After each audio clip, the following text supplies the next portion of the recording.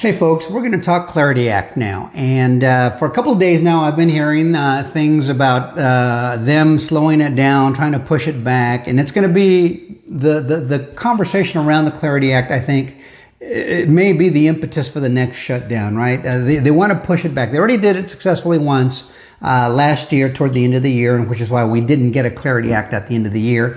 The timing just wasn't there anymore with that Schumer shutdown. And so now we have a similar thing taking place. You might have been hearing banks say silly things like, oh my God, your community bank's not going to be able to survive without these deposits because they don't want you to be able to deposit your money, your value somewhere else where you can earn yield. They want the banks to be the only place. And believe me, they're not worried about community banks. They're worried about their big banks because the same rule applies both ways. And who's got the bigger deposits? The big banks, right? So they want to be the only place for you to go to be able to go to earn yield. Let's say on your savings account, on your CDs, on your treasury investments, your checking accounts, that kind of thing. You know, because some people get interest on their checking accounts. So they want to be the only place where you can legally go and do that. Just the way it's always been.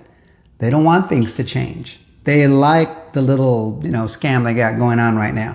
So the Genius Act already codified into law the fact that you can earn yield in different places. On exchanges, in wallets, that kind of thing, on DeFi protocols. And banks don't like it. They don't want to compete for your money. So they're fighting it tooth and nail. They want to re-legislate the Genius Act, which is already codified into law, and have another bite at the apple, and then come in and take that piece out, or they don't get to do it. But I guess they must not have read The Art of the Deal, because this is what Donald Trump does. You just recently may have heard that he's capping credit card interest rates at 10%. Maybe you didn't hear it, but I think it's on the 24th of January, 2026, where that goes into effect. If banks continue to charge more than that, they'll be in violation of the law, and he'll pursue other avenues with them. But this is what he's doing. You know how he does it. Well, I want this over here, and you don't want to give it to me. Well, then I'll take it from over here where I know it's going to hurt you, because these credit card companies via these banks and large investment financial institutions have been charging us upwards 29-30% APR.